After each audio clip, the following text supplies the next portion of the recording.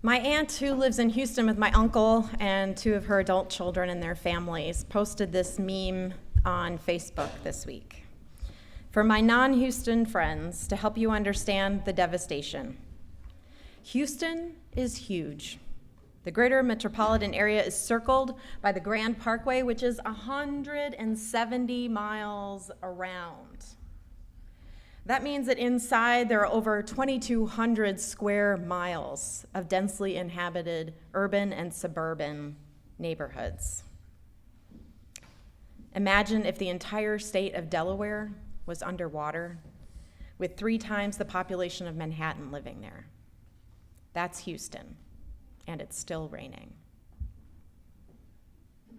She posted images of her disheveled living room, of rugs and pillows piled on a sofa, of an end table sitting sideways on a chair, of the television in the middle of the stark white bookshelves, with this eerie image, this bright image. The electricity was still on, that had on the Doppler the hurricane as it was moving closer.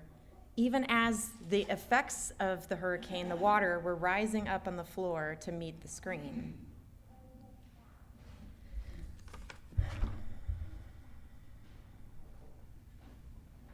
Later in the week, while she had said that, the rain at that point was only about 7 inches deep, later in the week, she and her son went by boat back to their home to get some of their things. Among them was her wedding ring in her almost, I think, somewhere around 40 years of marriage. She went back to get her wedding ring, and as they had to hold on to each other's waists to try to get in, when they finally got inside, they found this overwhelming smell, and the refrigerator was floating around open in the kitchen. It was dangerous both outside and in. And my family's story is just one story of the many people who have been impacted by this hurricane and tropical storm. And in some ways, while they have many obstacles and a great loss that they are facing, they're fortunate that no one in their family was hurt. A quarter of the population in Houston lives below the poverty line.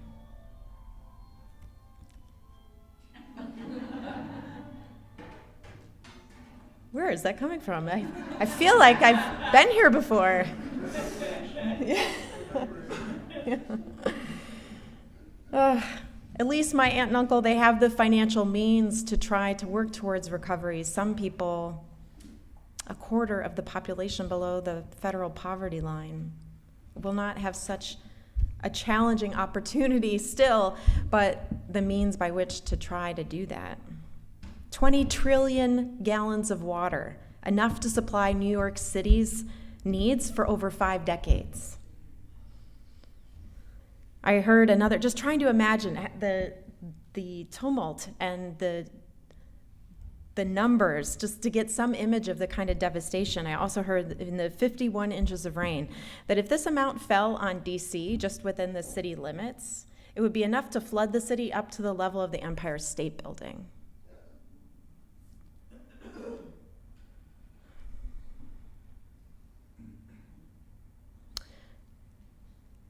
So this brings me to theological questions about the nature of humanity and how will we respond in trying times.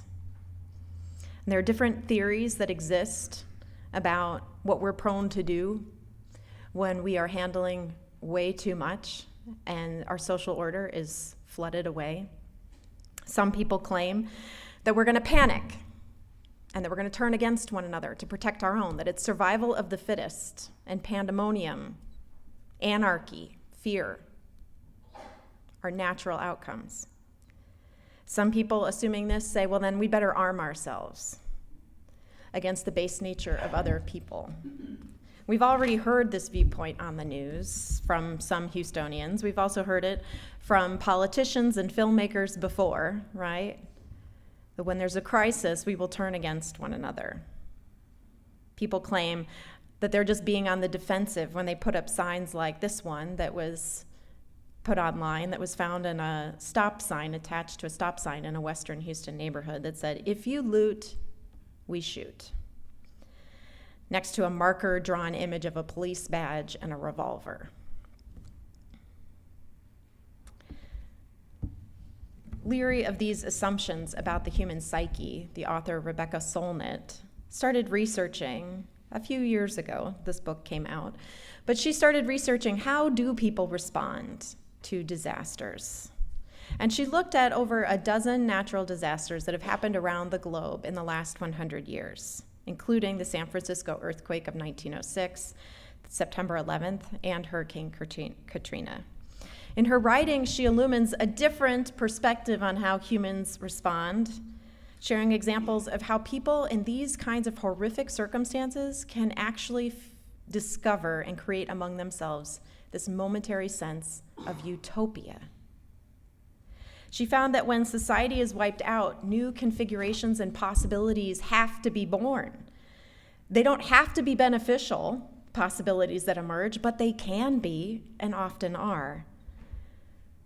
People can reach across the lines of race, of class, of ethnicity, language, or faith that usually divide people in our own neighborhoods or communities, to include one another, to see one another, to take hands, feed one another, house one another, rescue one another, forming community in the ways that we dream about, yet often fail to achieve in our daily lives. When we live with the uprootedness of our sense of place and the dislocation of all the usual structures and the systems that shape our lives. And when all the people around you, all the agreements, all the rules, all the boundaries of yours and mine, when they're washed away, when they're underwater, and the rules are gone, when society and time as we are used to it have dissolved, people have to improvise. The National Guard, the Red Cross, the firefighters and first responders, the people who called Chick-fil-A for a sandwich in a boat, who got jet skis to pick them up. I mean, all of these people are improvising and creating on the go. Some of them, sure, have experience with disasters, but many of them haven't.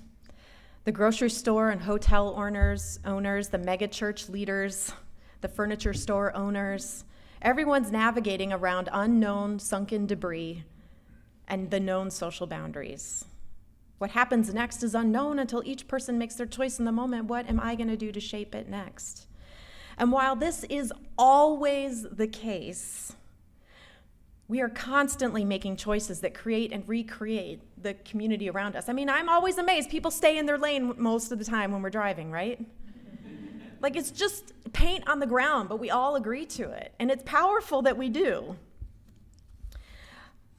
But in these moments where a natural disaster covers that all up, and all of these systems are gone, and we don't have food or water or electricity, and we're not safe in our homes, when there are no more schools or mass transportation or hospitals, we really get that we are creating what it means to be a community right here and now. In her book, it's called A Paradise Built in Hell: The Extraordinary Communities That Arise in Disasters. Solnit shares exactly what her title states: the extraordinary communities that arise and can grow during the liminal time that's created by disasters. She calls them disaster utopias. And she shares this story. I once met a young Polish woman who told me that many Poles were nostalgic, not for the communist regime that fell in 1989, but for the close-knit communities that developed to survive that malevolent era, circulating black market goods and ideas, helping each other with the long food lines and other tasks of survival, banding together to survive. In the democratic capitalist regime that replaced Poland's communism, such alliances were no longer necessary, and people drifted apart, free at last, but no longer a community. Solnit concludes that strangers become friends and collaborators. Goods are shared freely, people innovate new roles for themselves, they imagine a society where money plays little or no part, where people rescue each other and then care for each other, where food is given away, where life is mostly out of doors in public, where the old divides between people seem to have fallen away, and the fate that faces them, no matter how grim, is far less so for being shared, where much once considered impossible, both good and bad, is now possible or present, and where the moment is so pressing that the old complaints and worries fall away. People feel important, purposeful, at the center of the world. It's by its very nature unsustainable and evanescent, but like a lightning flash, it illuminates ordinary life. And like lightning, it sometimes shatters the old forms.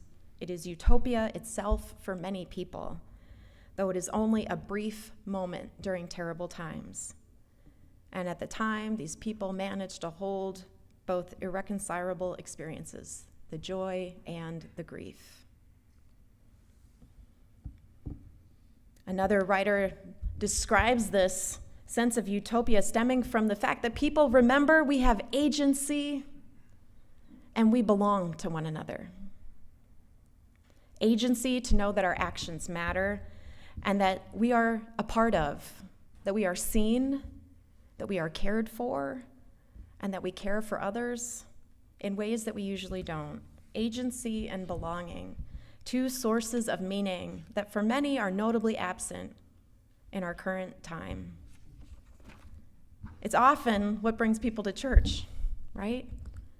A sense of agency, wanting to make a positive difference in the world, and to have a sense of community and belonging. The suspension of life as we have known it opens up during disasters, and we get to improvise and create. It opens up the possibilities for the experience of agency and remembering our belonging. But it doesn't have to, right? It doesn't always necessarily lead to that. It's a choice we have to make.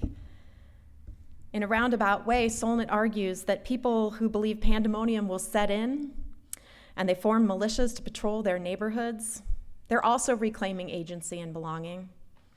It's just that belonging isn't for everyone. It's usually defined by the exclusion of particular people. And that agency is not a right that's given to everyone. People reestablishing law and order, which often looks like the sign in that neighborhood, which is really about shooting first. The former director of the CDC said, disasters magnify frailties that are already present in society. Disasters magnify the frailties that are already present. And that doesn't just pertain to the elderly or people with health conditions and the barriers that they face in accessing services, right? It magnifies the frailties that already exist in our social fabric. White supremacy permeates American society, and it can be heightened during times of disasters. And it has been. History has shown us time and time again. Utopia can be more like dystopia for people of color when open hunting season is declared by emboldened white people. The owner of Full Armor Firearms in Houston said recently, our phones are blowing off the hook. What people want is ammo. People want to arm up and protect themselves from the looters. Many critiqued this kind of response that emerged following Katrina. In the media, Black people were cast as looters, as monsters, as violent, lawless opportunists. What some people saw as looting, other peoples defined it as foraging for necessities, the interpretation often defined by race. Solnit, in her discussion of what happened in Katrina, wrote, the white vigilantes of Algiers Point were classic white flight people. They'd spent decades regarding the central city with terror and resentment. So they saw Katrina not as a tragedy that happened to their neighbors, but as a moment where the dangers already confined to the other side of the river were now going to swarm and rise up and come into their homes. Because the riot was already there in their heads. They became crazed murderers, the ones they claimed to fear. She shared an interview by a colleague, a woman who said that her family was part of an informal white militia that formed after Katrina, after one member of their family had been carjacked at one point by a Black man. She said her relatives were gleeful about the chance to fight a race war against African Americans and encouraged to do so by local law enforcement. She called what went on as hunting, and she spoke of a photograph of a vigilante posing like a big game hunter next to the body of an African American man. Solnit says, it suggests that the catastrophe of Katrina was just cover for getting away with Klan-style killing spree. We've seen these images. We know what can happen as people choose in the moments of a disaster which story to nurture about our brothers and sisters that we live around. Will we nurture fear? Will we allow that to magnify? Or will we allow the social order that perpetuates that to be washed away, creating new possibilities?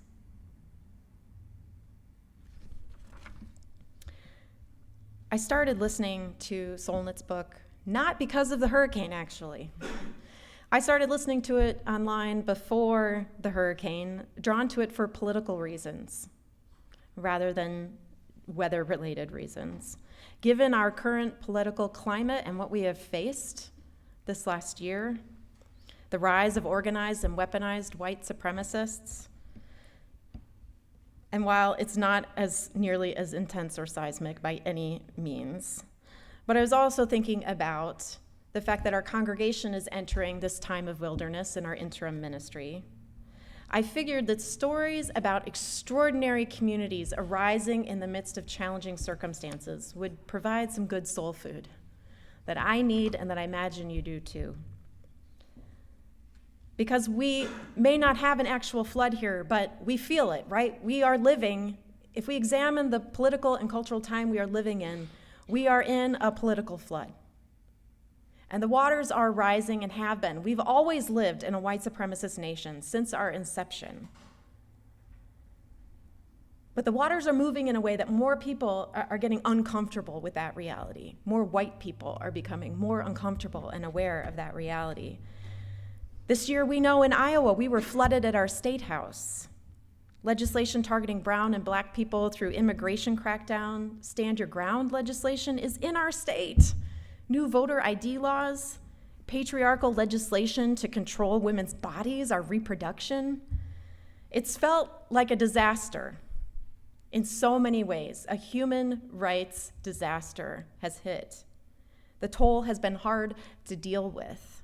And I need to hear stories not just of the damage and destruction that it's wreaking in our lives, but also in where are those and what are those in extraordinary communities and the dreams that people dream to make come alive in the brokenness, that we forge creative, that we improvise with love to move towards one another and make society over in the beloved image and dream that we've always held. And we dream dreams here. In searching for those stories, I came back to the stories of our own congregation, of the people here who encouraged me to dream bigger dreams. We dreamt about providing sanctuary, right? And then we organized and decided together we're going to do that. And then we raised $14,100 to put in a bathroom so that we can do that. That is amazing. You had a Bayou breakfast, and Mike Lauer was telling me it raised about $10,000. What that says to me is, I'm sure the food was really good. But it says to me, people are just looking for the invitation to find ways to respond to the flooding that's in our lives. People are looking for agency. We know we have it. We have it. Just waiting for someone to give us a space to place it. We dreamt that it was possible to do this. Well, now, in order for us to actually provide sanctuary, we have to dream and see ourselves moving out of our space into the spaces where people are who are most impacted by ICE, who are most impacted by white supremacy, so that we can build relationships that someone might feel like this could actually be a place of sanctuary for them. We can be people, and we are being people who see one another in the midst of this disaster, and we're reaching towards one another, not towards ammo. We're seizing the opportunity. We've been doing that for 140 years, fostering this sense of agency and belonging among people in Des Moines. We practice it, we refine and exercise our agency and belonging when we step in. And that's where the real power of our church lies. Church is not about what happens on Sunday morning. It's not. It's how we connect with one another. It's how we show up to host 83 people who came to a Know Your Rights training at our church on Monday night to learn about how we can support people who are being picked up by ICE or asked about their papers and if they're a citizen or not. It's about the 40 people who showed up on Tuesday night at our Amos forum with school board candidates to ask them to commit to continuing mediation programs in middle schools to reduce the school-to-prison pipeline, to increase support for mental health services in schools. We take action, and we practice knowing we belong to one another and that our living totally matters. Right now. Not just when the streets are flooded, but right now. Right now. Beliefs are not the point of our faith. Living our lives in right relationship with one another and the earth is the point and the path. And so let us ask ourselves today, how am I living? What does agency look like in my life right now? Where am I already recognizing my power to act and I'm using it? Are there any stories or beliefs I am holding that limit that agency, that hold me back from giving my love beyond experience or expectation? Where am I connected? How do I nurture and care for those connections? Am I holding back? Am I going to submit a joy or concern? Am I going to sign up for a Soul Matters group? Am I going to attend a house meeting? Am I going to go to the neighborhood walk with Amos? How could I lean into and strengthen my sense of belonging? You don't have to remember all of that, but I ask you to think about this question. What practical step could you take this week to live with agency and belonging?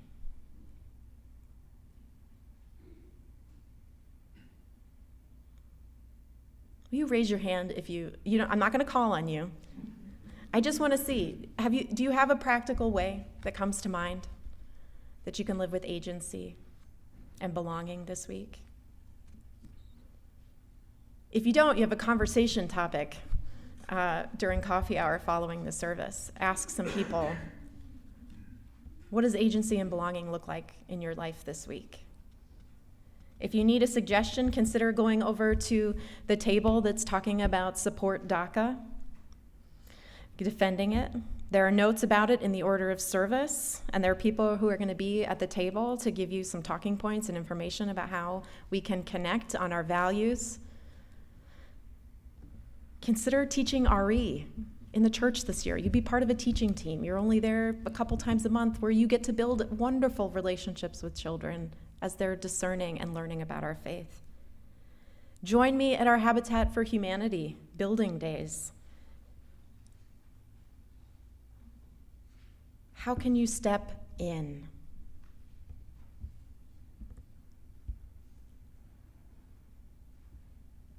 That is the point of our living. That is the point of our faith.